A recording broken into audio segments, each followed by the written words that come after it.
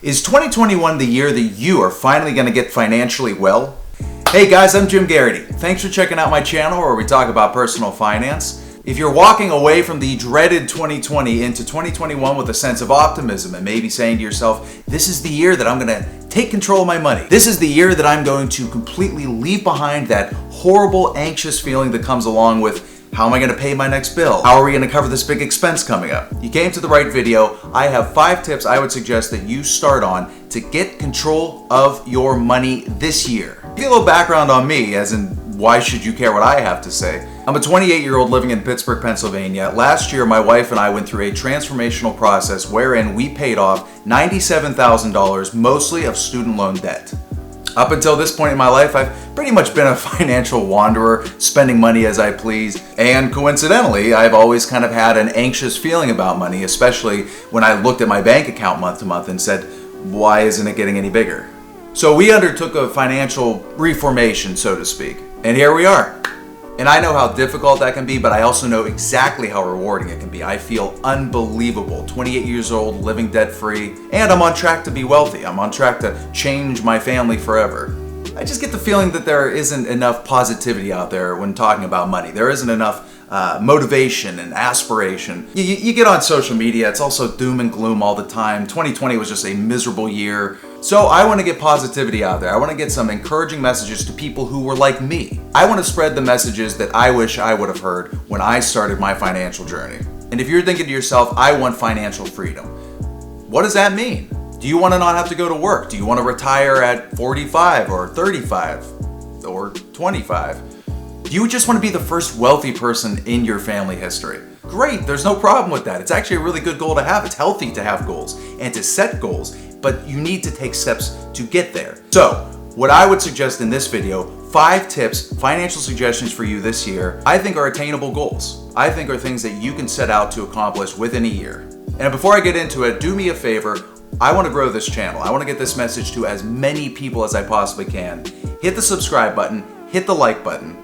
You know the drill. That's going to help me grow. That's going to help me work with the algorithm to get in front of more and more people. And hey, share this video on social media if you don't mind. So with that, let's get started. Tip number 1, start tracking your spending. Guys, you're not going to be able to accomplish anything in this world unless you actually have a plan. Whether that's becoming financially well off, losing weight, you need a plan, something written down. I found that until I actually started tracking my spending, penny to penny, dollar to dollar, I had no idea what was going on. And how can you possibly start making positive steps if you don't know what's happening? It wasn't until I started tracking my spending that I realized where I had massive gaps. If you would have asked me what I was spending the most amount of money on, I probably would have said, I don't know, rent. Turns out I was spending most of my hard-earned income on entertainment, going out, going to bars when that used to be a thing.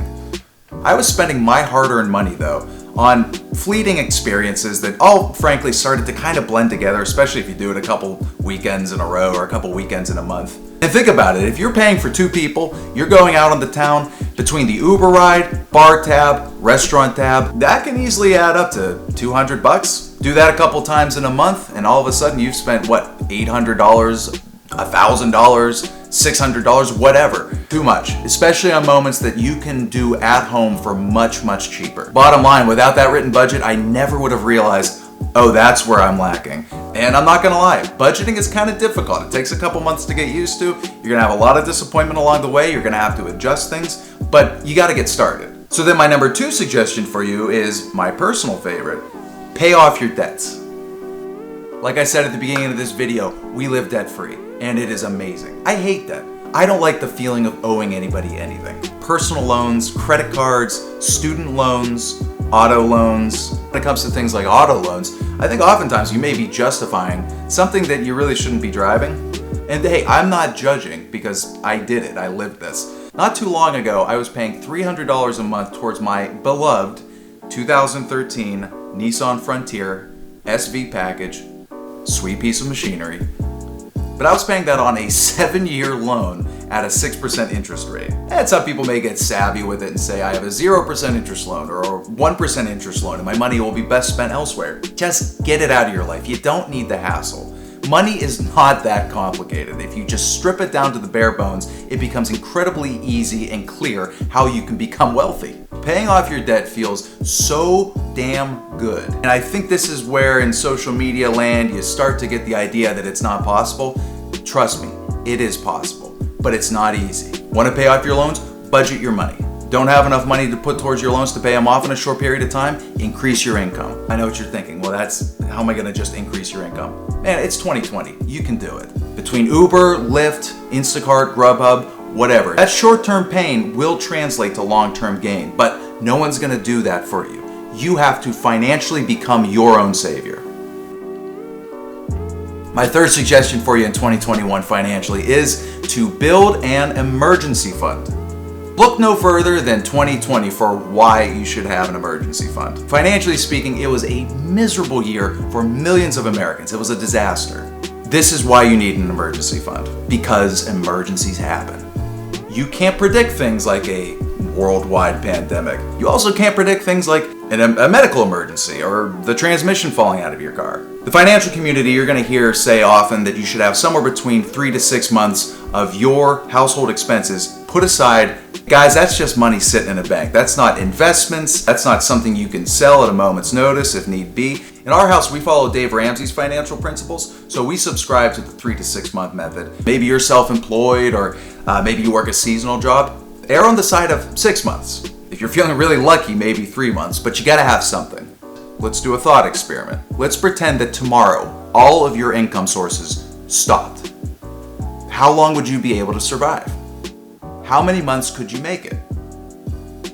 You want that answer to be somewhere between 3 to 6 months. And hey, when you have more than $10,000 in the bank, it feels really good. You know you're covered. And you helped yourself. Good work. All right, suggestion number 4 for you financially this year. If you've paid off your debts, if you built your emergency fund, it's time to start investing. This is the fun one. This is where you actually become a millionaire. The earlier you start this one, the better. Frankly, the earlier you start this one, the earlier you can retire. And back to what you hear suggested in the financial community, you often hear somewhere between 10 to 15% of your gross income should be going towards retirement. That's 10 to 15% of your pre-tax money. In our house, we do 15%, again, because that's part of the Ramsey program. Roughly 6-7% of that is through our jobs. The rest is personal Roth IRAs that we set up with a financial advisor. Which, by the way, I'm going to take a second to say you should have a financial advisor if you're at this point in your life where you're ready to start investing. The amount of money that we spend on a financial advisor is well worth it. It actually isn't that much, and our guy has the heart of a teacher. He's actually taught us the structure of things, exactly how they work, exactly where our money is going. I mean, yeah, there's been no better time than now to do it on your own, between all the information online and YouTube. But I would really suggest work with a professional, at least to get yourself started. That way you know you're walking in the right direction. And if you can afford that 15%, do it. Future you will be very, very happy you did. You will be amazed at the power of compound interest. And if you can't, go back to your budget and figure out why not. Cut the things that you don't need and get to the point where you can invest in future you. But you need to start taking these steps sooner than later, yesterday. You don't want to be in your 50s or 60s and thinking to yourself, oh yeah, retirement, what are we going to do about that? Get started immediately. And my 5th and final suggestion to you about money this year is actually a little bit different than the other 4. This one involves your soul. Not to get too deep or anything. You want to actually start budgeting some money to give away. This one may sound counterintuitive. You may be thinking to yourself, I'm not at a point where I can give money away. I'm still trying to crawl out from underneath a pile of debt. Hey, I understand. I completely get that. Here's why, though, I would suggest that you put a little bit of money at least in your budget to give away. At the end of the day, you don't want to be obsessed with money. It can really be an ugly side. And let's be real, it's a tool. It's not the above all and end all. Having it is really useful, but you don't want to become greedy. And I think actually saying to yourself and promising yourself, which is what you do when you make a budget, this is how much I'm going to give away this month. You're setting yourself up to have some really nice human interactions, and you're setting yourself up for these interactions, and they're going to keep you humble and they're going to keep you coming back. I was a waiter for years, so I know how good it feels when somebody drops a stupid big tip. And now that we're financially healthy, I have the ability to do that. And especially during the pandemic, it meant so much to my wife and I that we could still order in food and tip the driver nice and big. And look, the feeling of giving somebody money who needs it, it's kind of selfish, and I don't care, because I think that's good. I think you should feel good about what you're doing, because it's going to make you come back and do it more and more often. And after all, really, what's the use of having big piles of cash sitting around if you're not going to do some good in the world? And look, if you can't afford to give away $1,000 a month or whatever, that's fine. Give away $20 this month. Hand it to somebody you know who really needs it, somebody you know who is struggling. And just enjoy that feeling. But with that, that's my 5 suggestions for you this year, my 5 tips financially. I would say though, whatever you set your goals to be, do not set them too high. You're setting yourself up for failure if you say, this is the year I'm going to lose 20 pounds and I'm going to reconnect with 20 old friends and I'm going to put $20,000 in the bank. Chances are if you set that many goals and they're that high, you'll not do any of them. Hey, we've all been there. Who got the gym membership in January and stopped going by March? Set attainable goals. Goals that you can reach within a short period of time. They all go in the same direction, and celebrate along the way. Take your little celebrations and congratulate yourself. And then back to my first point, you got to be the one to do it, so do it. It is not easy, and many times it is actually kind of horrible. But once you have that financial rebirth, things get a lot better. In our house, it helped my wife and I communicate on a whole new level. And while no, money doesn't solve everything, we now don't have to worry about a whole lot of things that we did have to worry about. You can have that same feeling of relaxation when it comes to money. But you got to take those steps. Again, no one's going to do that but you, so get out there and do it. Go get after it, and again, subscribe, like this channel. Let's keep spreading this message of positivity, get in front of more people who need to take these steps. I know that 2021 is going to be your year. I couldn't be more excited for you.